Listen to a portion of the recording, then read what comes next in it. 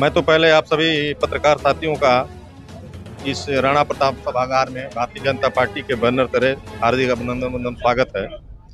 जैसा कि हमारे इस जनपद के वरिष्ठ नेता, बुजुर्ग नेता आदरणीय श्री विशंकर राय जी द्वारा हम लोगों को निर्देशन हुआ कि एक कासमा सभागार में वरिष्ठ जनों का भारतीय जनता पार्टी के बैनर तले स्वागत अभिनंदन का कार्यक्रम रखा जाए। भारतीय जनता पार्टी के बीज हैं विशंकर राय, जिसको हम लोग सजो कर रखे हैं, जो आज अंकुर के रूप में इतना बड़ा रूप में उभर करके भारतीय जनता पार्टी की प्रदेश में और देश में सरकार बनी है। इसको हम लोग इसी तरह से सजो कर रखेंगे और जैसा हम लोगों के बुजुर्गों का, वरिष्ठ नेताओं का निर्देशन होगा, हम नौजवान साथी उनके साथ मिलकर के काम करेंगे। कि जो परिवार अपने बुजुर्गों का सम्मान करता है वो परिवार, उस परिवार पर ईश्वर की कृपा हो जाती है। भारतीय जनता पार्टी रूपी जो परिवार है, इस परिवार के जो वर्तमान के संगठन से जुड़े लोग हैं, इन्होंने एक योजना बनाई कि अपने परिवार के जो बुजुर्ग हैं, एक तरह से उनको नींव की ईंट कहा जाए और उन्हीं लोगों के बल पर यह भारतीय जनता रूपी जो इमारत है, इसके उत्तुंग शिखर दिख रहे हैं। तो क्यों न जो नींव के ईंट हैं, इनको सम्मान से दिया जाए, सम्मानित किया जाए। और इसी निमित्त आज इस कासमाबाद की भूमि पर इस ब्लॉक के सभागार में वरिष्ठ कार्यकर्ता सम्मान समारोह का आयोजन किया गया, जिसमें हम सभी लोग सहभाग किए।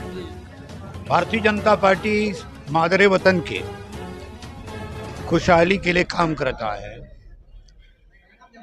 ये पीढ़ी गैप है।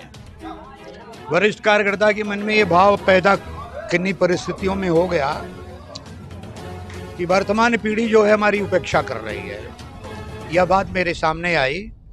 मैंने कहा कि पीढ़ीगत अंतर को कैसे दूर किया जाए। तो मैं वरिष्ठ कार्यकर्ताओं के साथ बात की और मैंने कहा सभी आओ और देखो भारतीय जनता पार्टी को जो तुम लोगों ने मिलकर बनाया है, उस घर में तुम्हारा कितना सम्मान है।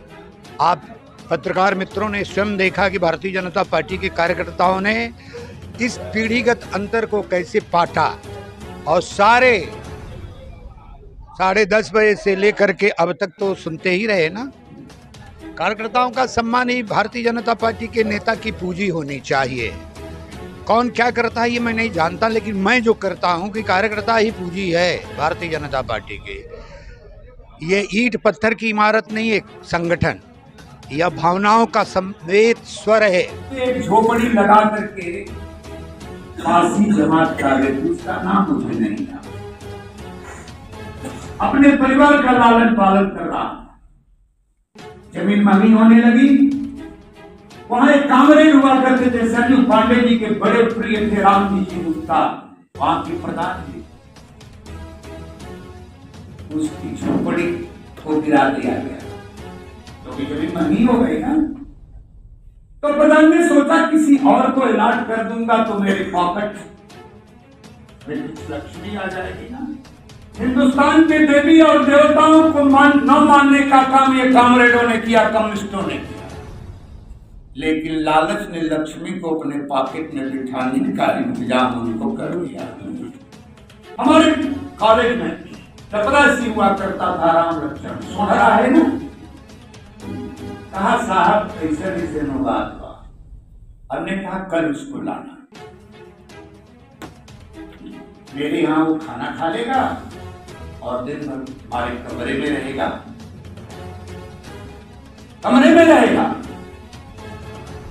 और 4 बजे मैं खाली जब होऊंगा तो एसपी के यहाँ लेकर चलूंगा। 4 बज गया, एसपी के यहाँ लेकर चला।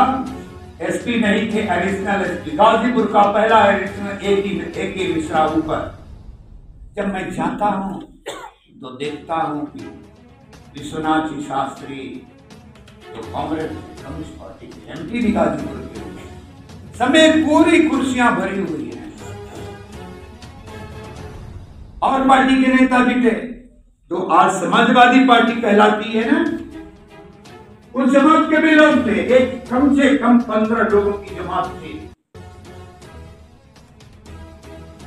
जैसे ही मेरे पांव अंदर बढ़ते हैं सारे लोग, अरे कुर्सी आ गया, एक ही कुर्सी खाली थी, मैं बैठ गया। अगला प्रश्न, एडिशनल एसपी से मेरा होता है कुर्सी और मंगा लीजिए, कुर्सी लाओ।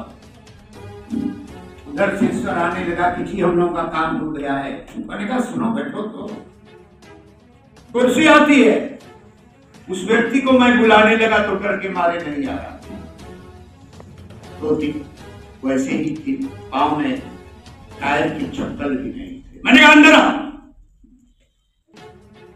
वो तो डर रहा था। मैंने उसको कुर्सी पर उठाया, मैंने कहा पहले इसको चाय मिला दिया, ऑर्डर दिया चाय।